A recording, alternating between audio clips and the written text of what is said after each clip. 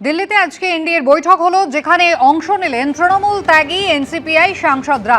আপনাদের মনে থাকবে গত সপ্তাহেও একই বৈঠক হচ্ছিল এবং সেই বৈঠকেও এনসিপিআই সাংসদরা তারা অংশ নিয়েছিলেন। আজকেও সেই একই ছবি দেখা গেল। প্রধানমন্ত্রী তিনি উপস্থিত ছিলেন, কেন্দ্রীয় স্বরাষ্ট্রমন্ত্রী, প্রতিরক্ষা মন্ত্রী, তাদের উপস্থিতিতে সুদীপ বন্দ্যোপাধ্যায় এনসিপিআই এর লোকসভার সাংসদ তিনি উপস্থিত ছিলেন এবং প্রথম সারিতে আজকেও কিন্তু কাকলি ঘোষ দস্তিদার তাকেও দেখা যায়।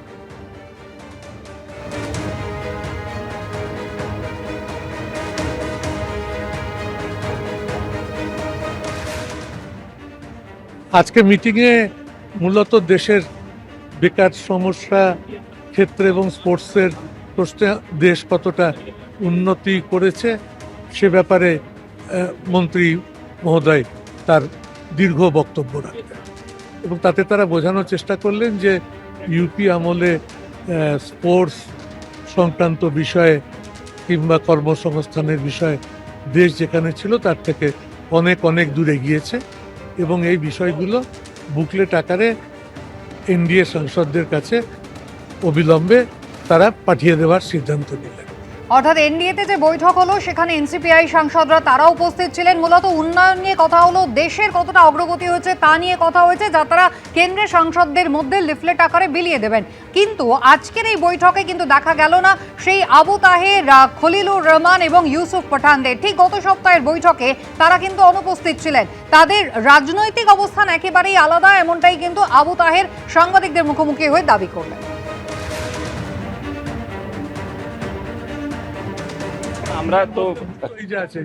আমরা তো বলেছি আগে এনডিএতে আমরা থাকবো না, আমরা বিজেপিতেও যাব না। আমাদের সমস্যা সব থেকে বেশি বাংলায়, আমাদের বিভিন্ন কাজকর্ম নিয়ে, বিভিন্ন এলাকার উন্নয়ন নিয়ে আমরা কোনোভাবেই কোনো মতেই বিজেপিও করবো না, এনডিএও করবো না, এটা আপনারা নিশ্চিত থাকুন। এটাই আমরা একটা বার্তা দিচ্ছি। এনডিএ রাজ্য মিটিং ছিল, আমরা যাইনি, 3 জন সাংসদই আমরা যাইনি। আমরা এটা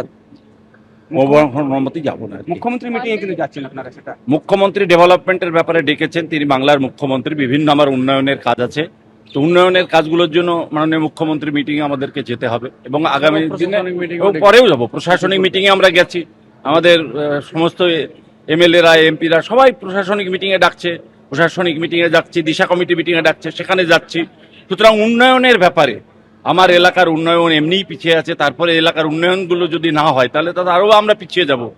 বিশেষ করে মুর্শিদাবাদের মানুষ, যে জিনিসগুলো আমরা বাংলার মানুষের যেগুলো স্বার্থ বিরোধী, সেই সমস্ত জিনিসে বিশেষ করে মাইনরিটি কমিউনিটির স্বার্থ যেখানে বিঘ্ন হবে, যেখানে স্বার্থ ক্ষুণ্ণ হবে, সেই রকম জায়গায় আমরা সমর্থন করব না। যদি বিপন্ন হয় বাংলার মাইনরিটি কমিউনিটি, যেখান থেকে আমরা নির্বাচিত হয়েছি মুর্শিদাবাদ জেলা, সেই সমস্ত মুসলিম ভাইদের যদি স্বার্থ বিরোধী কোনো বিল আসে, সেই বিলে আমরা সই স্বাক্ষর বা কিছু আমরা করব না। সংখ্যালঘুদের স্বার্থ বিরোধী যদি কোনো বিল হয় সেক্ষেত্রে তারা সমর্থন করবেন না, কিন্তু উন্নয়ন যজ্ঞে তারা সামিল হতে চান এবং সেই কারণে আজ দুপুরে দিল্লিতে বঙ্গভবনে মুখ্যমন্ত্রীর সঙ্গে এনসিপিআই সাংসদদের যে বৈঠক রয়েছে সেই বৈঠকে উপস্থিত থাকবেন মুর্শিদাবাদের এই 3 সাংসদ। আবু তাহেরের বক্তব্য আপনারা শুনলেন।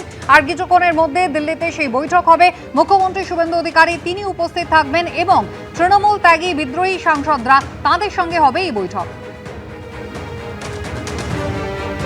এবিপি আনন্দ, এগিয়ে থাকে, এগিয়ে রাখে।